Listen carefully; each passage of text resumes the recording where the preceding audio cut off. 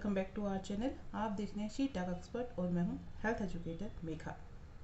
आज हम बात करेंगे कि अलग अलग एज ग्रुप की महिलाओं को किस तरह से अपनी योनि की केयर करनी चाहिए, या अलग अलग एज ग्रुप की महिलाओं को कौन कौन सी असेंशियल चीज़ें होती हैं जो अपनी योनि केयर के लिए या वजाइनल केयर के लिए यूज़ किया जाना चाहिए।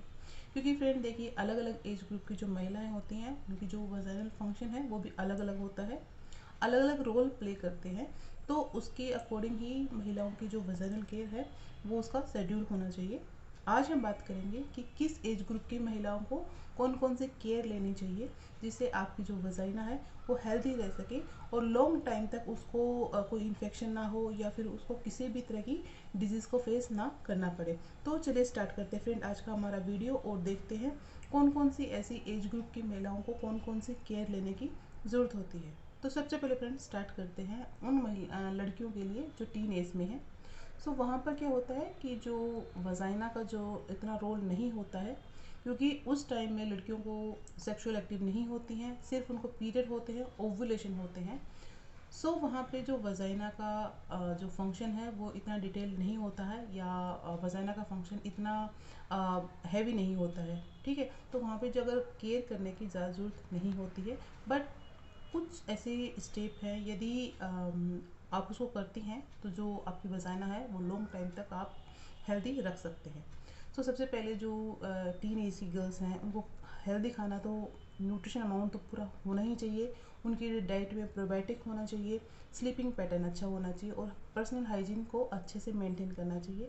तो सबसे इम्पोर्टेंट बात है वो है कि उनके पीरियड्स में और उनके ओव्यूलेशन में जो हाइजीन है वो ज़्यादा होना चाहिए ताकि किसी भी तरह का इन्फेक्शन उनको ना हो। ओके, अब बात करते हैं फिर उन ग्रुप की महिलाओं के जो एडल्ट एज में है।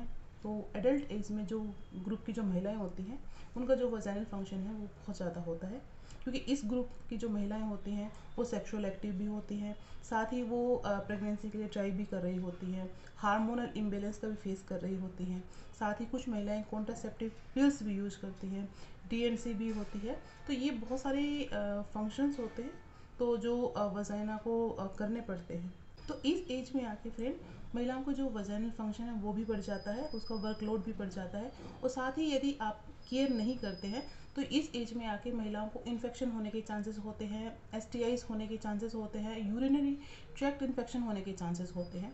तो यहाँ पे महिलाओं को ज़्यादा केयर करने की ज़रूरत होती है।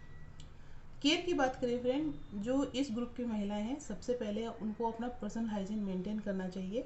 वो उनको सूती के कपड़े पहनने चाहिए, प्रोबायोटिक खाने में उनके जो न्यूट्रिशन अमाउंट है वो पूरा होना चाहिए, जिससे उनके जो वजाइनल गुड बैक्टीरिया है वो कंटिन्यू ग्रोथ कर सके। ओके, सो प्रोबायोटिक वजाइनल ग्रोथ के लिए, वजाइनल हेल्थ की ग्रोथ के लिए बहुत ही अच्छा है। तो प्रोबायोटिक यूज कीजिए, खाना अच्छा रखिए जिसमें न्यूट्रिशन अमाउंट पूरा हो।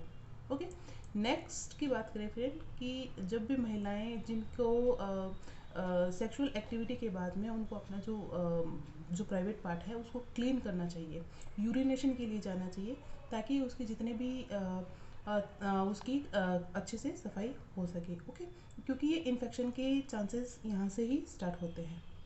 नेक्स्ट वन है कि फ्रेंड कि किसी भी तरह के इस ग्रुप की महिलाओं को किसी भी तरह के केमिकल के प्रोडक्ट यूज़ नहीं करने चाहिए, सेंट यहाँ पे यूज़ नहीं करना चाहिए, ना ही ऐसी। तो इस दौरान फ्रेंड आपको ऐसी चीज़ें प्रोडक्ट यूज़ नहीं करने चाहिए जो केमिकल से युक्त हो, क्योंकि इन चीज़ों से आपकी वजाइनल के जो गुड बैक्टीरिया है उसकी ग्रोथ डाउन होती है। ओके, सफाई की बात करें फिर, सो फ्रेंड यदि आप लुक वार्म वाटर से वॉश करते हैं तो आपको कभी इन्फेक्शन नहीं होगा। अगर आप सेक्स करने के बाद में अगर आप उसको वॉश करते हैं, उसको क्लीन करते हैं, तब आपको किसी तरह का इन्फेक्शन नहीं होगा। अनदर पर्सन से आप इंटरकोर्स ना कीजिए, क्योंकि कुछ एसटीआईज प्रॉब्लम होती हैं, वो one person to another person transfer होती है। तो आपको ध्यान रखना है आप एक ही पार्टनर यूज़ कीजिए, ताकि एक ही पार्टनर के साथ रहें। अनदर पार्टनर के साथ जाएंगे तो आपको एसटीआईज होने की चांसेस हो सकते हैं। तो फ्रेंड इस ग्रुप की महिलाओं का खास तौर ये है कि खास तौर पर अगर आप वजाइना का ध्यान रखना चाहती हैं तो न्यूट्रिशन अमाउंट पूरा होना चाहिए, प्रोबायोटिक आपकी डाइट में अच्छा होना चाहिए, आपको सेफ्टी मेजर का पूरा ध्यान रखना है, और आपको क्लिनजिंग का पूरा ध्यान रखना है, क्योंकि जो वजाइना है वो खुद ही बहुत ज़्यादा सेंसिटिव है। यदि आप उसकी क्लीन करती हैं उसको अच्छे से तो आपको इन्फेक्शन होने के चांसेस नहीं होंगे। ठीक है, तो इस तरह से आप अपने वजाइना को हेल्दी रख सकती हैं। अब बात करते हैं फ्रेंड उन महिलाओं के लिए जो मेनोपॉज में हैं। एज ग्रुप की महिलाएं होती है जो जिनमें पीरियड्स जाने वाले होते हैं, जो प्री मेनोपॉज या मोनोपॉज होता है, तो वहाँ पे जो वजाइना की जो कंडीशन है वो थोड़ी ख़राब हो जाती है, क्योंकि वहाँ पे हार्मोनल इम्बेलेंस की वजह से, वजाइनल ड्राइनेस की वजह से महिलाओं को ज़्यादा फ्रिक्शन होता है, क्योंकि वजाइनल ड्राइनेस होता है, तो वहाँ पे उसकी जो वजाइना की जो वर्किंग कंडीशन है वो थोड़ा स्लो हो जाता है। हार्मोनल इम्बेलेंस की वजह से भी होता है, मेडिकल कंडीशन की वजह से भी होता है, और फिजिकली, इमोशनली और साथ में ही साइकोलॉजिकल जो चीज़ें होती हैं उनकी वजह से उनके शरीर पे असर पड़ता है। ध्यान क्या रखना है आपको? सो फ्रेंड, ध्यान रखना है कि यदि आपको वजाइनल ड्राइनेस की प्रॉब्लम है तो आप अगर आपको वजाइनल ड्राइनेस की प्रॉब्लम है तो वहाँ पे आपको जेल या कुछ ऐसी चीज़ें यूज़ करनी, ऑयल जेल ऐसे सब्सटेंस यूज़ करना है जिससे आपकी वजाइना को ज़्यादा प्रॉब्लम ना हो। नेक्स्ट है प्रोबायोटिक यूज़ करना है, न्यूट्रिशन अमाउंट पूरा लेना है, ड्रिंकिंग जो हाइड्रेट अपने रखना है अपनी बॉडी को, और अपनी वो अच्छी का अपनी जो वज़न है उसको वॉश करते रहना है।